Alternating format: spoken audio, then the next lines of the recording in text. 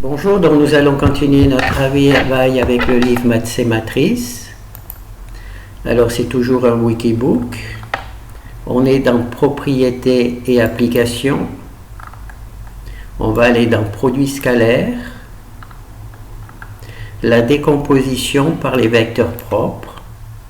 Et on va voir la première section, valeurs propres, vecteurs propres et valeurs singulières. Alors dans cette première partie, on a vu les valeurs propres et vecteurs propres. Et là, on va simplement dessiner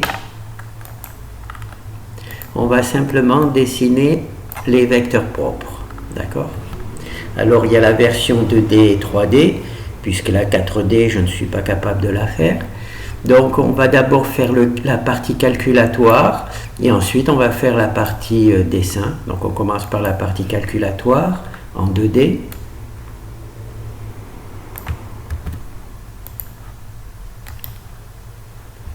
Bon, on va en garder qu'un. Voilà. Donc on est en 2D, donc c'est des matrices de 2. On récupère le code octave pour octave. Voilà.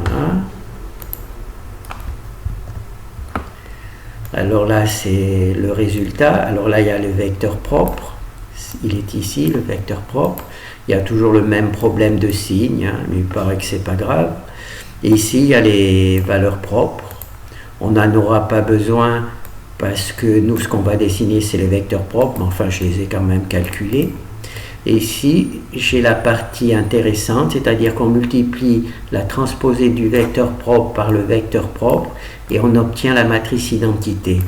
Ça veut dire que ces vecteurs, quand on le multiplie, ce vecteur par lui-même, on obtient 1. Donc ça veut dire que ce vecteur est un vecteur unitaire. Quand on multiplie ce vecteur par lui-même, on obtient 1. Ça veut dire qu'on est le vecteur on est un vecteur unitaire. Et quand on multiplie ce vecteur par celui-là, on obtient un 0. Donc ça veut dire que ces deux vecteurs sont orthogonaux. Quand on multiplie celui-là par celui-là, on obtient aussi 0. Donc ça veut dire que les deux vecteurs sont orthogonaux. Donc ça veut dire qu'on a ici, on a deux vecteurs unitaires et orthogonaux entre eux. Donc ça, c'est la partie algébrique. On va fermer. Maintenant, on va récupérer le code pour dessiner. Alors là, on a calculé.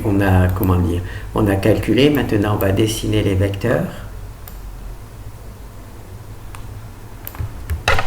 Alors, j'ai fait un petit peu différemment de d'habitude. Alors, il faut créer les fichiers EMainPlot, U0, U1 et U2 manuellement dans le répertoire de travail. Comme d'habitude, il faut lancer GNUplot à partir d'une copie du TR. Bon, ça on verra après. Donc, la première chose à faire, c'est qu'il faut créer les fichiers. Alors là, ce sont tout simplement on va voir. Voilà. Ici, U1, c'est le premier vecteur. Donc là, il est en colonne. Et là, il est en ligne. Naturellement, pour GNUplot, il faut qu'il soit en ligne. Et là, il y a U2, donc le deuxième vecteur. Il est ici. D'accord? C'est sa valeur ici. Donc, j'ai mis, comme on va le dessiner, j'ai mis plus de chiffres significatifs. Et naturellement, c'est entre 0 et cette valeur-là pour dessiner le vecteur. Et là aussi, c'est entre 0 et cette valeur-là. Là, il y a la commande GNUplot qui permet de dessiner le vecteur U1 et U2. Alors, moi, j'ai déjà les fichiers, donc je vais les récupérer. Alors, c'est ici les fichiers.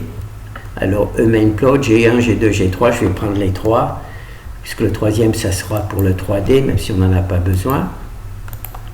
Donc, je récupère le code ici. Je vais le mettre dans EMainPlot.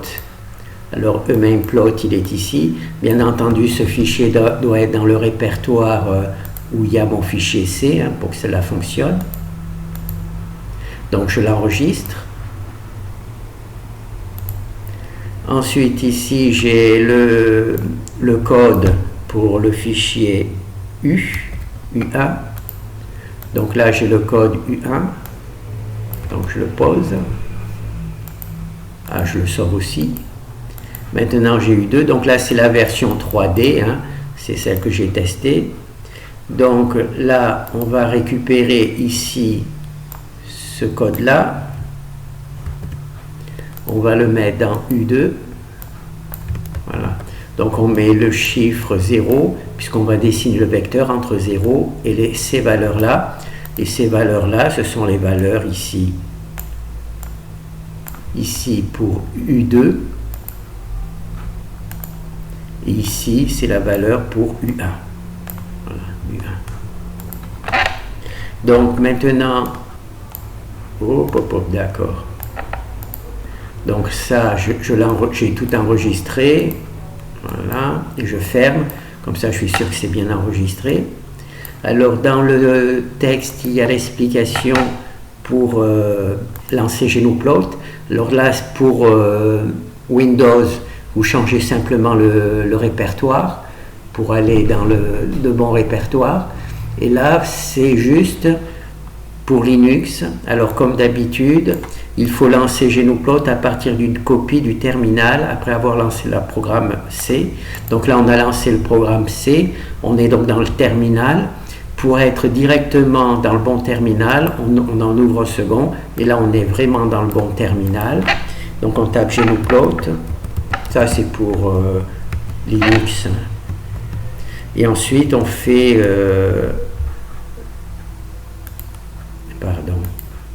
load EMainPlot, et on lance, et voilà, on a donc notre truc. Alors là, il n'est pas très bien dessiné, j'ai dû faire une erreur de quelque part, il faut le relancer une deuxième fois, et là il est bien dessiné, bien perpendiculaire avec la droite.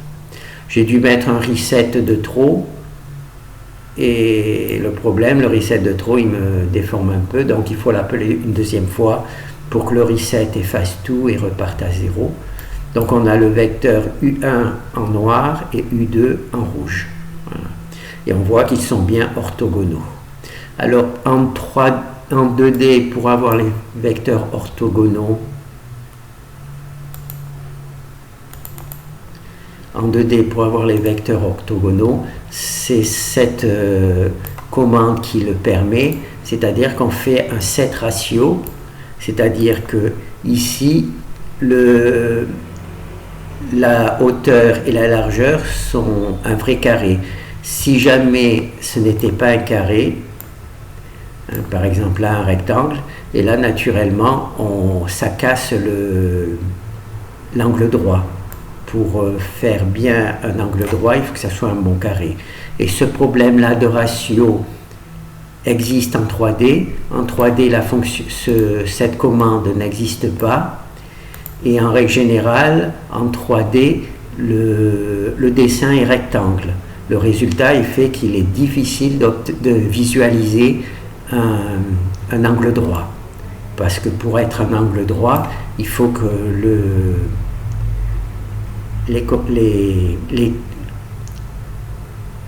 les mesures en XY et en Y, en X et en Y soient bien égales entre 0 et 1 et entre 0 et 1. Voilà. Donc maintenant on va voir la partie 3D. Alors là on commence par faire le calcul, la partie calculatoire. Alors je vais garder GNUplot. Non, je vais le fermer comme ça. Ça va m'obliger à refaire 2 fois le travail pour pouvoir l'expliquer. Donc là, je vais faire la partie en 3D, donc ces nouvelles matrices. Voici ces matrices en 3D, donc elle est ici. Donc ici on a la commande Octave, on va récupérer Octave.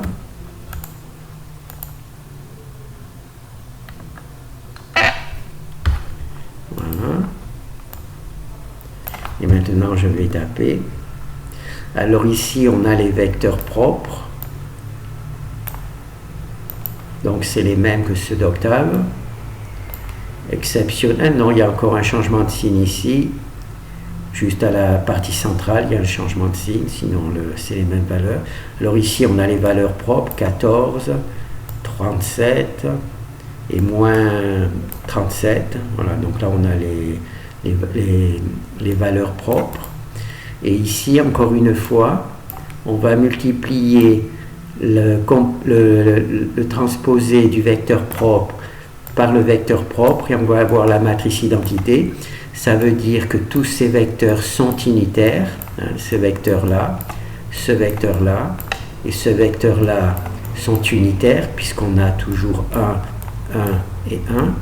Et quand on multiplie ce vecteur-là par celui-là ou ce vecteur-là par celui-là, on obtient des zéros. Donc ça veut dire que les trois vecteurs, ce vecteur-là et ce vecteur-là et ce vecteur-là, sont orthogonaux. C'est-à-dire quand on les multiplie ensemble, on obtient 0. Donc ça veut dire qu'ils sont orthogonaux. Voilà.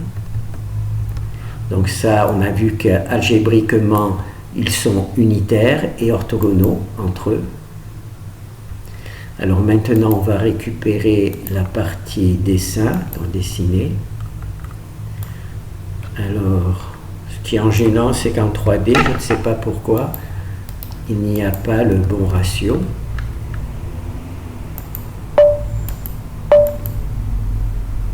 Alors ici, il y a donc notre matrice, donc là, il n'y a plus que les valeurs propres, les vecteurs propres, puisque c'est ce que l'on veut dessiner.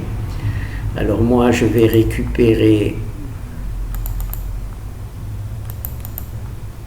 alors E-main, G1, G2, G3.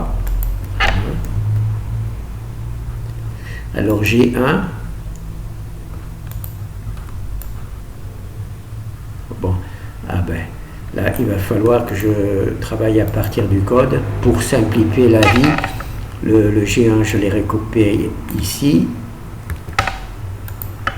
C'est naturellement cette valeur-là, mais en colonne, et là elle est en ligne. Donc ici c'est G1. Alors G1.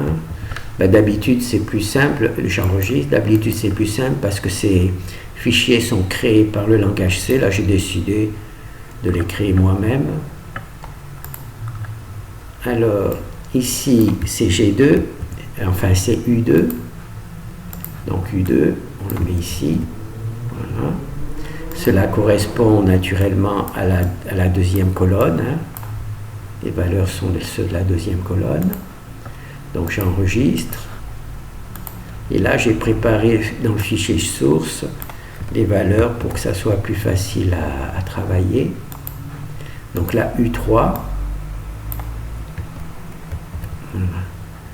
Donc là, on a bien récupéré les valeurs. U3, c'est les valeurs qui sont ici. Hein. C'est ces valeurs-là. Celui-là, 23, 23. Voilà. Ce sont les valeurs-là. Donc là, j'ai bien enregistré. Maintenant, il faut que je récupère les commandes pour Genoplot en 3D. Alors, pour le 3D, c'est naturellement la commande splot. Alors qu'en 2D, c'est plot. Donc, je récupère la commande splot. Voilà. Et j'enregistre. Et donc là, j'ai bien la commande pour le 3D.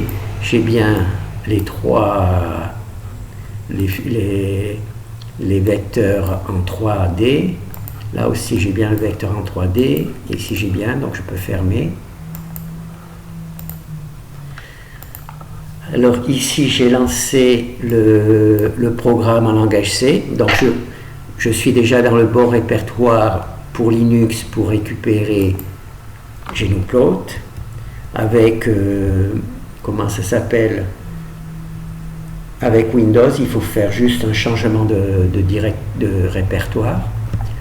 Et là, je vais simplement taper la commande. Voilà. Et le problème, c'est que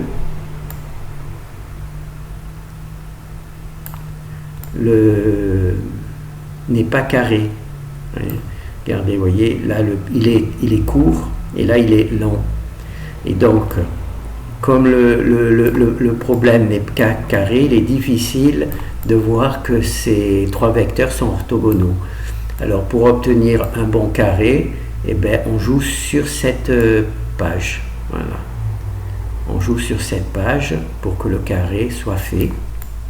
Et une fois que on a joué bien sur la page, qu'on a trouvé la bonne distance, on s'aperçoit que normalement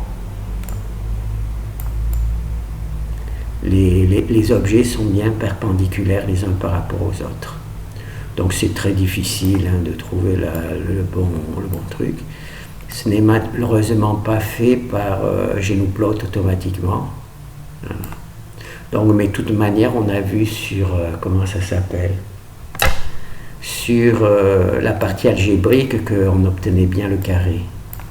Là, je ne sais pas comment on va faire. Alors,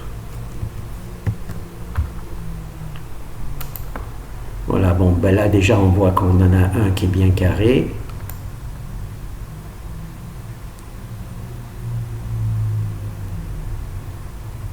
Là, on voit que le bleu, normalement, est bien carré. Le bleu et le rouge.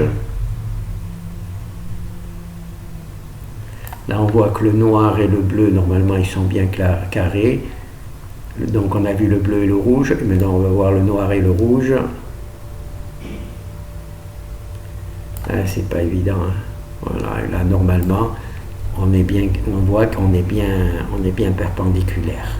D'accord ?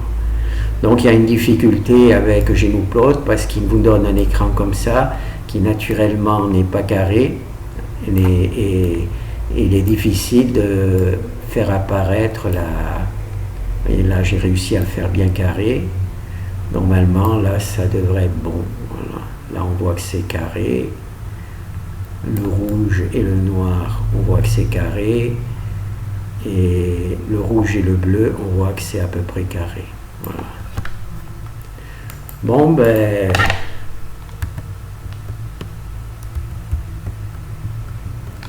voilà. Donc, on a dessiné les vecteurs propres en 2D et en 3D. Alors, c'est tout. Il n'y a rien de particulier. Merci.